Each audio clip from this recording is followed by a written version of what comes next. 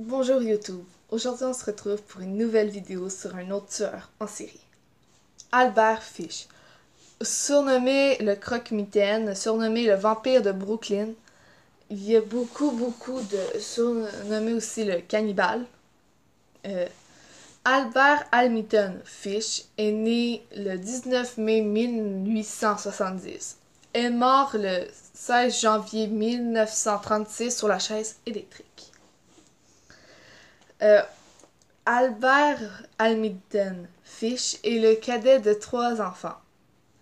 Son père était le capitaine de bateau de rivière, qui est mort d'une crise cardiaque en 1875.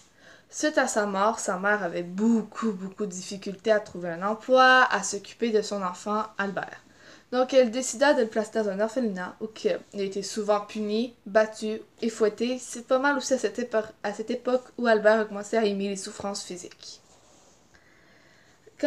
Lorsqu'il a quitté l'orphelinat à 7 ans pour revivre avec sa mère,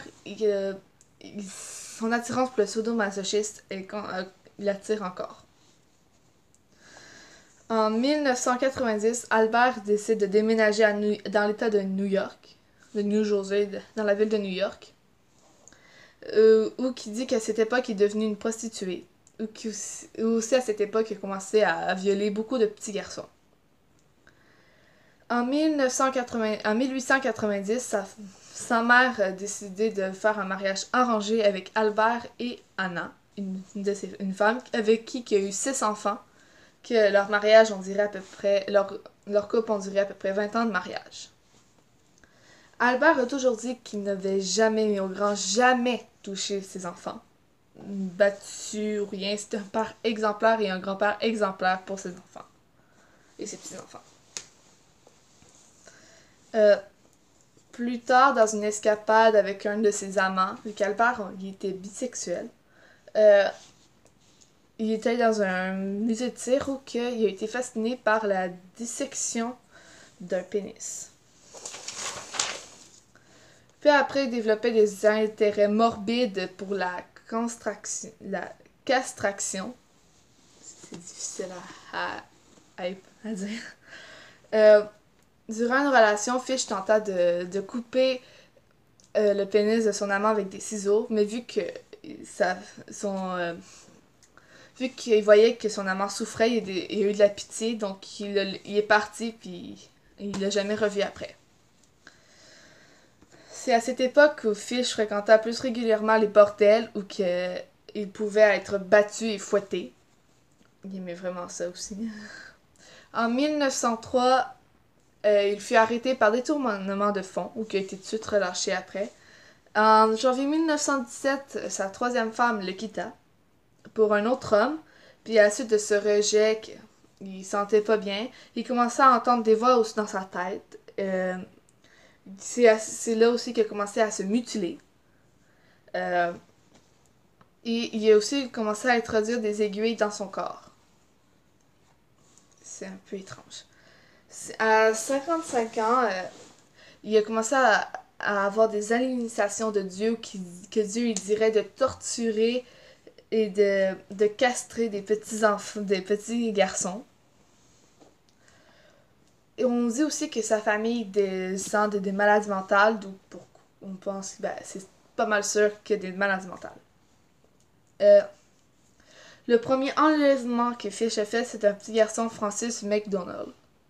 Le 25 mai 1928, Edward Budd, il avait 18 ans, a lu des petites annonces que Albert a mis qu'il cherchait un employé pour une ferme.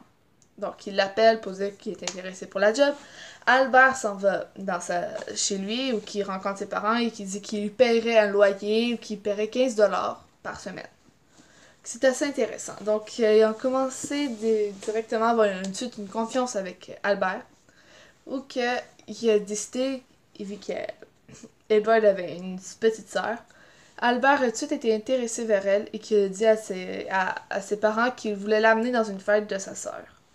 Ils l'ont amené. Ses parents lui ont dit oui. Il l'amena dans une maison abandonnée où il a commencé à lui dire où Albert commençait à se déshabiller dans la maison. La fille a voulu s'enfuir, Albert la prenant et la jeta sur le lit. Ou qu'elle commençait à essayer de l'étrangler, ou que Albert... ou que la petite fille commençait à se débattre et lui donner des coups.